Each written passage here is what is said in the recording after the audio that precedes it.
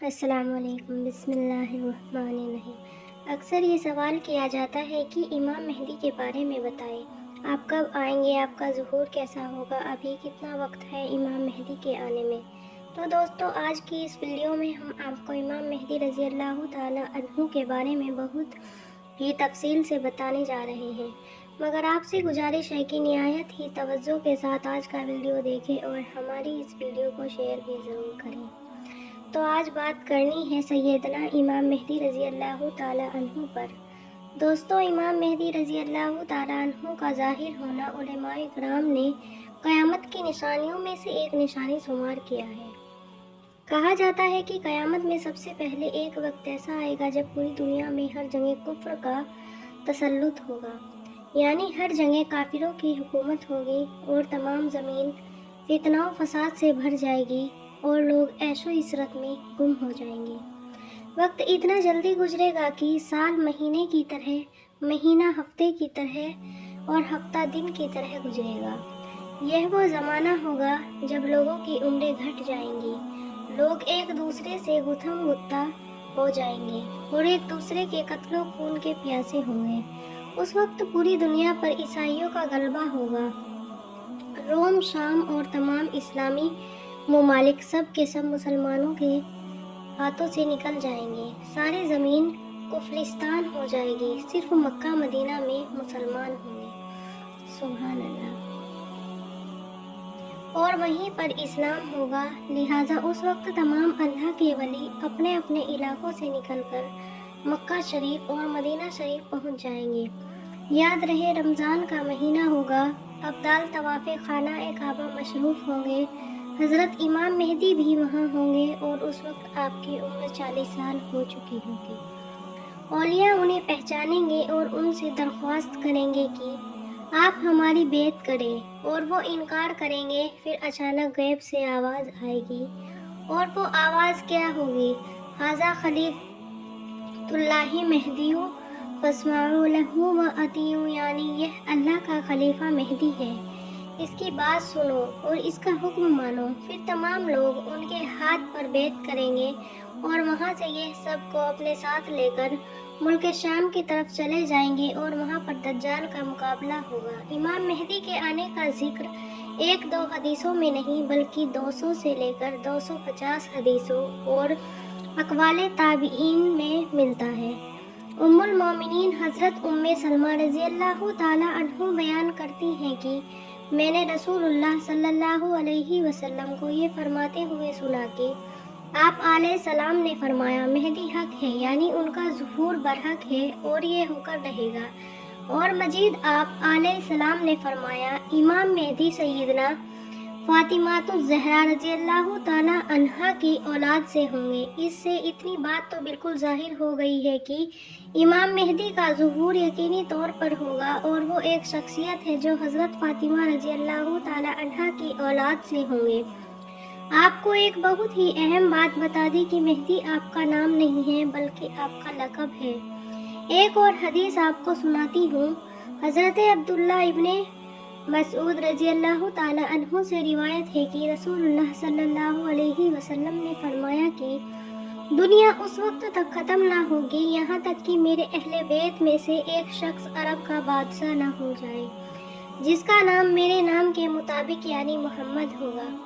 دوستو، نام تو آپ کو پتہ چل ہی گیا، اب ہم آپ کو ان کا حلیہ بتاتے ہیں۔ امام مہدی دکھیں گے کیسے؟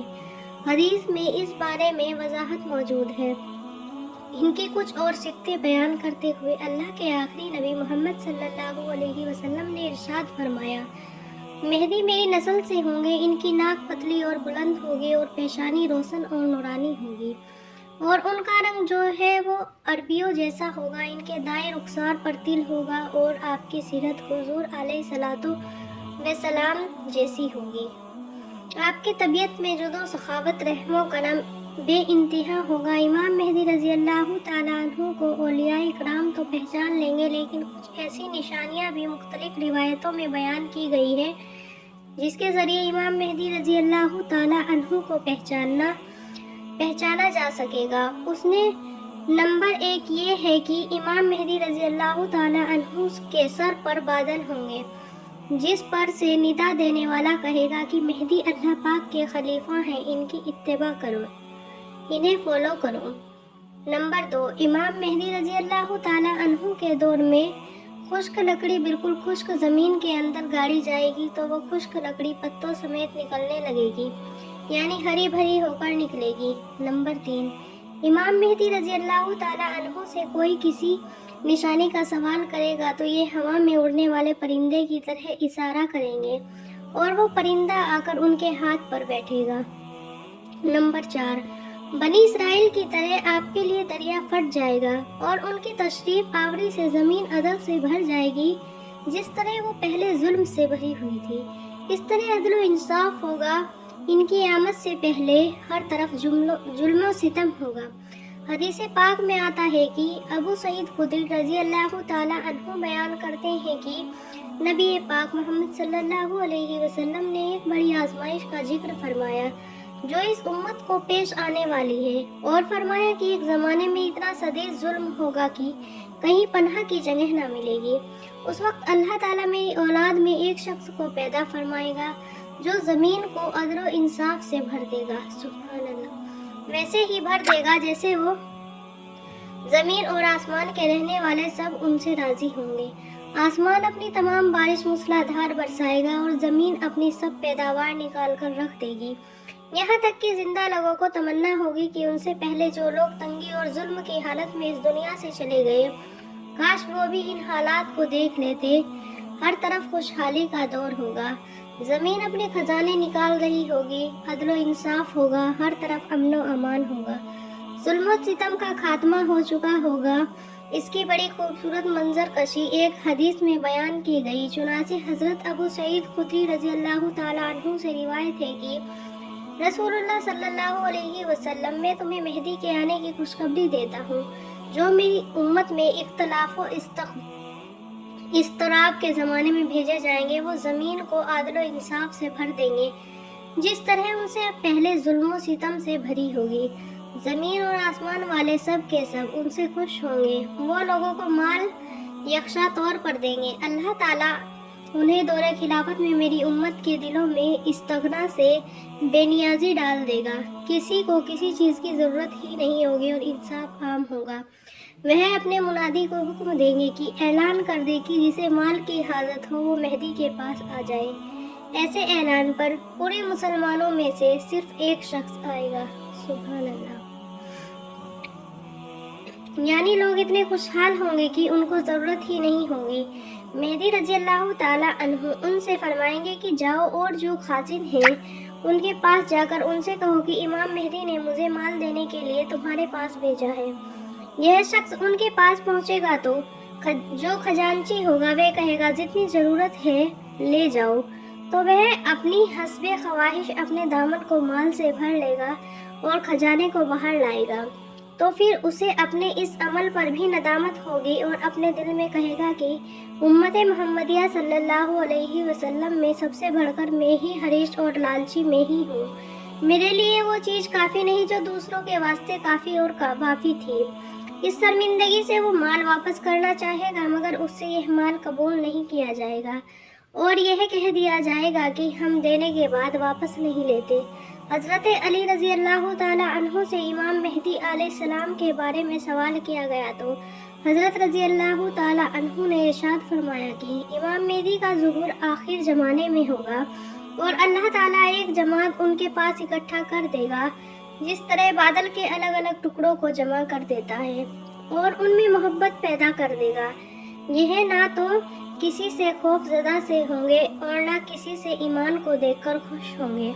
खलीफा मेहदी के पास इकट्ठा होने वालों की तादाद असहाबे बदर यानी गज़वाए बदर में शरीक होने वाले